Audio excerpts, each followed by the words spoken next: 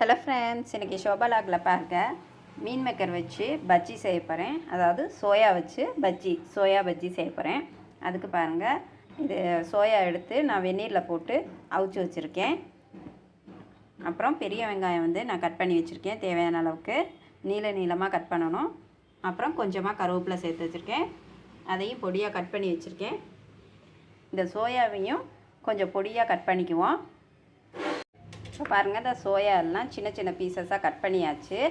இப்போ அதுக்கப்புறம் எப்படி செய்யலான்னு பார்க்கலாம். பாருங்கள், நம்ம அந்த கட் பண்ணி வச்சுருக்க இந்த ஆனியனை சேர்த்துக்குவோம். அதோட இந்த சோயாவையும் சேர்த்துக்கலாம். அப்புறம் இந்த கருவேப்பிலை. அதுக்கப்புறம் பாருங்கள், நான் கடலை மாவு ஒரு 3 ஸ்பூன் வச்சுருக்கேன். இது மைதா 1 ஸ்பூன், மிளகாத்தூள் காரத்துக்கு ஏற்ற மாதிரி லைட்டாக ஒரு 1/2 ஸ்பூன் போட்டுக்குங்க. இது அரிசி மாவு. இது எல்லாத்தையும் இப்போ இதில் சேர்த்துக்குவோம். அடுத்ததாக கொஞ்சமாக பெருங்காயம் வச்சுருக்கேன். அது பெருங்காயத்தூளையும் அதில் சேர்த்துக்கலாம். அப்புறம் ஃபுட் கலர் கொஞ்சம், அது வேணும்னா சேர்த்துக்குங்க, இல்லைன்னா தேவையில்லை. அப்புறம் இதுக்கு தேவையான அளவு உப்பு.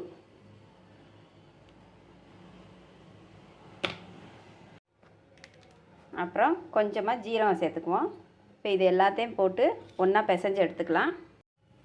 பாருங்கள், இந்த அளவுக்கு நல்லா பிசைஞ்சாச்சு. இதுக்கு தண்ணியே ஊற்ற வேணாம். அந்த சோயாவில் இருக்க ஈரமே சரியாக வரும். அதில் இருக்க தண்ணியே போதும். தண்ணி ஊற்றினோம்னா ரொம்ப தண்ணியாக போயிடும். இந்த அளவுக்கு கொஞ்சம் கெட்டியாக இந்த மாதிரி பிசைஞ்சிக்கிறங்க. அதுக்கப்புறம் இதுக்கு தேவையான அளவு ஆயில் ஊற்றிருக்கேன். இந்த ஆயில் நல்லா சூடானதும் இதில் பஜ்ஜியை போட்டுக்கலாம். இதை எடுத்து கொஞ்சம் கொஞ்சமாக இப்படி இந்த மாதிரி கொஞ்சம் கொஞ்சமாக போட்டுக்கலாம். இந்த பஜ்ஜி நல்லா சூப்பராக இருக்குங்க. நல்லா டேஸ்ட்டாக, இந்த மழை நேரத்துக்கு சூடாக சாப்பிட்றதுக்கு, டீ கூட வச்சு சாப்பிட்றதுக்கு நல்லாயிருக்கும். இந்த மாதிரி கொஞ்சம் கொஞ்சமாக போட்டுக்குவோம்.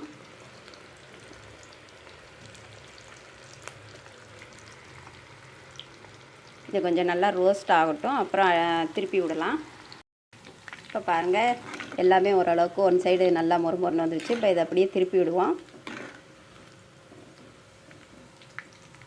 இது மீடியம் ஃப்ளேம்லேயே வச்சு கொஞ்சம் கிறிஸ்பியாக வர வரைக்கும் இது வறுத்தெடுக்கணும். இப்போ பாருங்கள், நல்லா கிறிஸ்பியாக ஓரளவுக்கு வந்துருச்சு. நீ எடுத்துடலாம். பார்க்கவே நல்லா சூப்பராக இருக்குது பாருங்கள். சிக்கன் 65 மாதிரி தெரியுதா? சாப்பிடவும் அதே மாதிரி நல்லா டேஸ்ட்டாக இருக்கும்.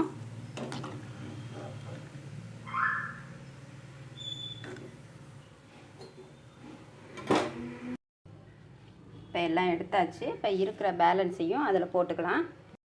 இப்போ பாருங்கள், இதுவுமே நல்லா கிறிஸ்பியாக வந்துருச்சு. இதையும் எடுத்துடலாம். பாருங்கள், நல்லா சூப்பரான நல்லா கிறிஸ்பியாக உள்ள சோயா பக்கோடா ரெடி ஆகிடுச்சு. பாருங்கள், நல்லா சூப்பராக இருக்குது. பாருங்கள், பார்க்கவே நல்லா சூப்பராக இருக்கா? சிக்கன் பக்கோடா மாதிரியே இருக்குது பார்க்குறதுக்கு. இது நல்லா சூப்பரான டேஸ்ட்டாக இருக்குங்க. இதே மாதிரி நீங்களும் செஞ்சு சாப்பிட்டு பாருங்கள். இந்த வீடியோ பிடிச்சிருந்தால் லைக் பண்ணுங்கள், சப்ஸ்கிரைப் பண்ணுங்கள், கமெண்ட் பண்ணுங்கள் ஃப்ரெண்ட்ஸ்.